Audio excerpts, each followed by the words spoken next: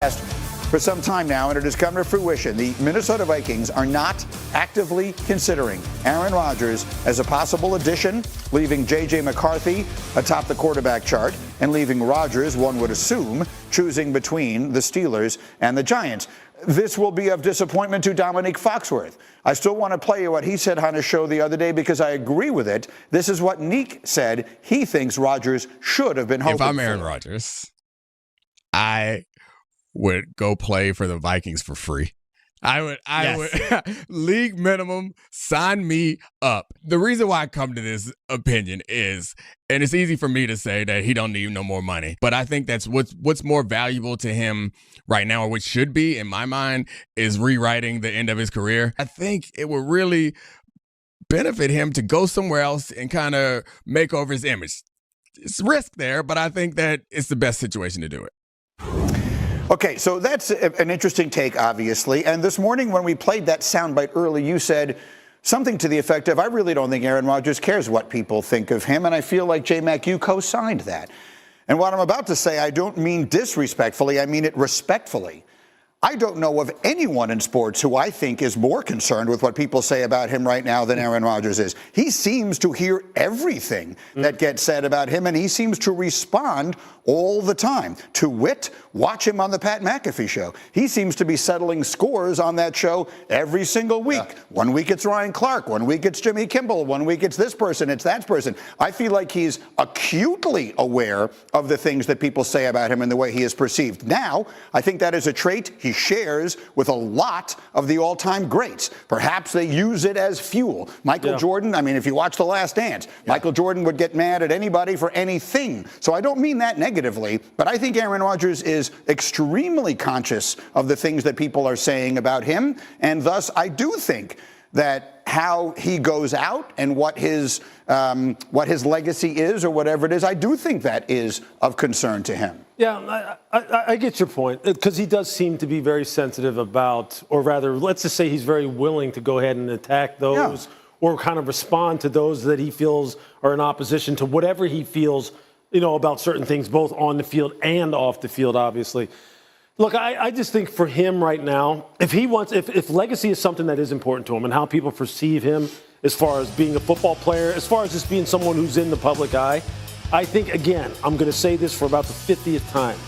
He needs a place like Pittsburgh where he can just play football. Mm-hmm. And the story is not about any of your off-field exploits, what show you're on, what your stance is on anything.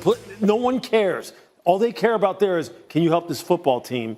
It's a blue-collar town. It's a blue-collar organization, a family-run organization. Just play the game. I think that's what he needs. If he wants to do something to really help his image, I think that's the kind of team he needs to get to.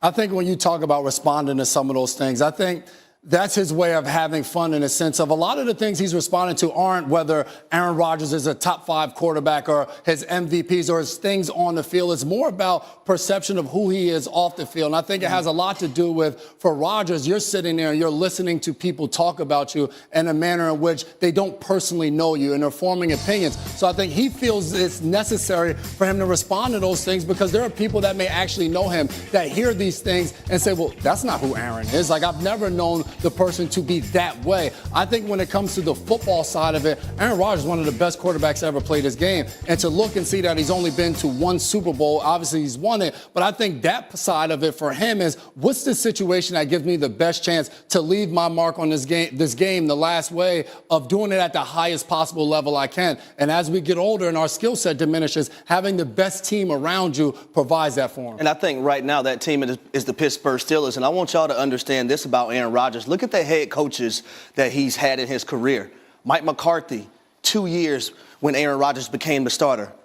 Matt LaFleur, first-year head coach. Robert Saleh, 2 years at the New York Jets before Aaron Rodgers got there. Mm-hmm. You go to the Pittsburgh Steelers, you have that dominant presence in Mike Tomlin, someone who is embedded as a head coach, something that Aaron Rodgers has never had in his career. And we know that they have this little wink and a nod kind of long-standing good relationship, or at least mutual respect, which is good. Look, I don't know Aaron well. I've met him.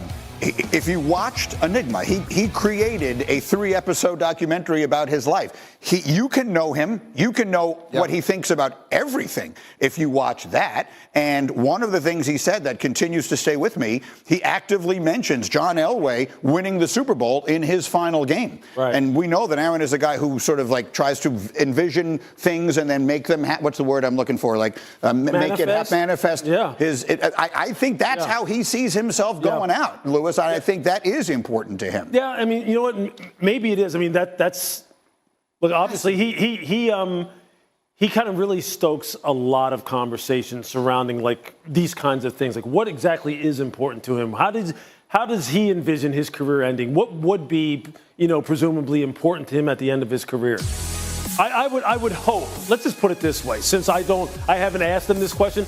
I would hope that here late in his career, over the next 2 years, he just wants to play ball and go out playing the game at as high of a level as he possibly can without a whole lot of other BS surrounding him and a whole lot of other controversy surrounding him. He needs to be in a place that's just going to that everything that surrounds that organization is just going to put a cocoon around him and protect him to where he can just concentrate on the game and he doesn't get distracted with other stuff. That's Pittsburgh. Has to be a Super Bowl. Why else would he still be playing? There's no other accolade or stat. Like, it has to be a Super Bowl. I get that part of it.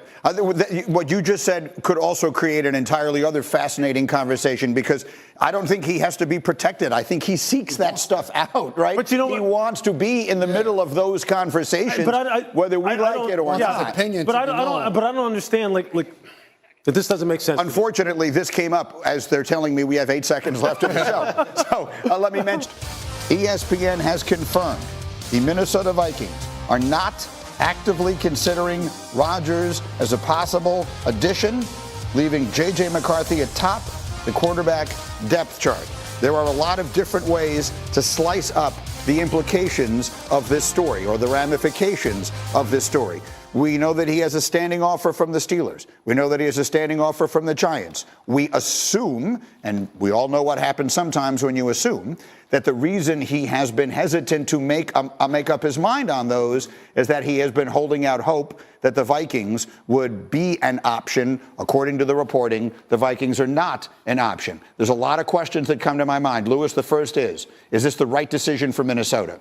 Yeah, I believe it is. Look, I think the quarterback room makeup is critical to J.J. McCarthy's development. You need someone who's not threatening him, especially if, all of this is contingent upon his rehab being on track. Clearly it is. Clearly they feel as though he's going to be ready to go once September rolls around. Now, back to the makeup as far as the quarterback room is concerned. J.J. McCarthy at this point in time needs all the support that he can get. He needs a backup quarterback who's going to be sitting there trying to help him become a pro, not trying to help supplant him and get him out.